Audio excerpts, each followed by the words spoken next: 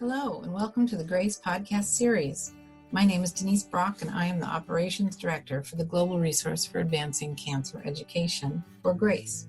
In this podcast series, we interview patients, advocates, and healthcare professionals to provide the most updated information for our community and to highlight important issues facing those dealing with a cancer diagnosis.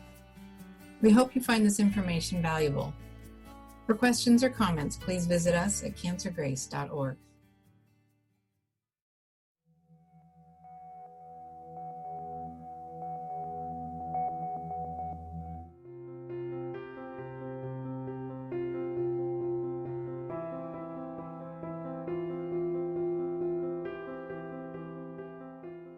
People will often ask, what is the value of tumor mutational burden and whether you use this? We may or may not actually request it, but it often comes with a next generation sequencing panel for a whole array of molecular tests we want. We'll typically get PD-L1, and we may have tumor mutational burden, and we hear a bit about it, but we haven't gotten any conclusive signals. So do you think that tumor mutational burden adds a significant incremental benefit to guide your treatment recommendations for patients? Do you rely on PD-L1 alone, or both? What do you see now and what do you envision for 2 years from now?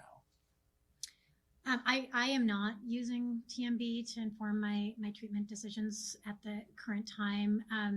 It does depend on the NGS panel that you're sending off, and a lot of times you don't even get the information. And then when you do, I think we don't really know how that fits into this. We know that PD-L1 is not the perfect biomarker to predict response, and of course we're seeing responses to immunotherapy in people who don't have PD-L1 expression at all, and then folks who have high levels of PD-L1 and don't respond to these drugs. So, there's some hope that TMB may help, provide us with more additional information, but I don't think we're there yet. And in terms of understanding, how we can use that data.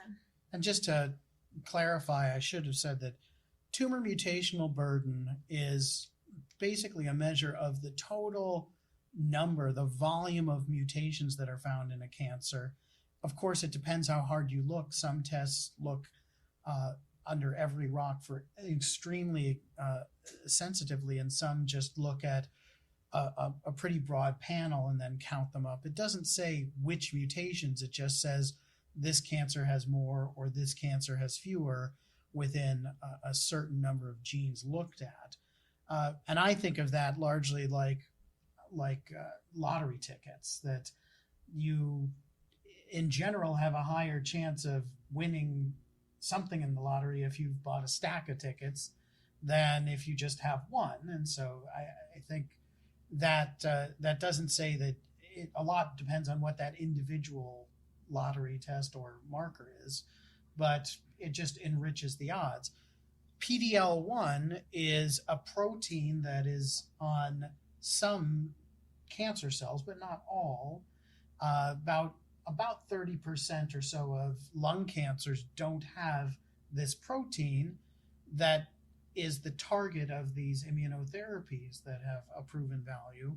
And in general, as you say, the studies have largely shown that the ones that have a lot of this protein tend to rely more on this cloaking mechanism to evade the immune system. And so if you remove that with this treatment, they respond, but it's neither necessary nor sufficient. It's not a perfect correlation. It's just more likely if you have high levels, less likely, but not a guarantee you won't either. Exactly. So Matt, what's your view on how you use PD-L1, how you use tumor mutational burden or TMB, and whether you think that's going to change in the next few years? The other way I think about TMB in a simplistic way is also just how hot, how immune, how angry is the tumor. So the way, the tumors that tend to have the highest tumor mutation burden happen to be melanomas. And why? Because you've been subjected to UV light without sunscreen for years and years and years and years cumulatively. Lung cancer, similarly, some tumors, especially in smokers who have just subjected lungs to more and more tobacco time, or maybe radon or air pollution. So I think it's an interesting metric. It's measurable, though some kind of issues about the replicatability when you do it on different assays. I think even though TMB hasn't panned out yet in a trial where they looked at it from the beginning to see if it predicted for better or less benefit, it does highlight a group of patients who aren't necessarily PD-L1 high or positive, who do have something brewing in their immune system. And so I think that those are patients, even if they're PD-L1 low but have high TMB, may be candidates, whether it's for the current generation of drugs like PD-1, PD-L1 inhibitors, but this also might be a different population that we handle differently with our next generation of different checkpoints in the immune system process. So I think there's a lot of promise for it, but I do admit that in today's world with the drugs that I have in front of me, they're not really changing my treatment decisions.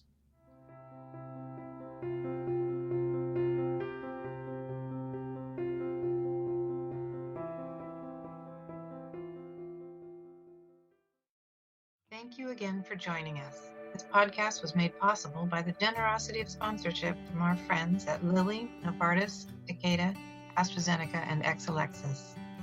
Please like and follow us on Facebook and Twitter. Send us feedback, share your story, donate and visit us for more information at cancergrace.org. Thank you for listening.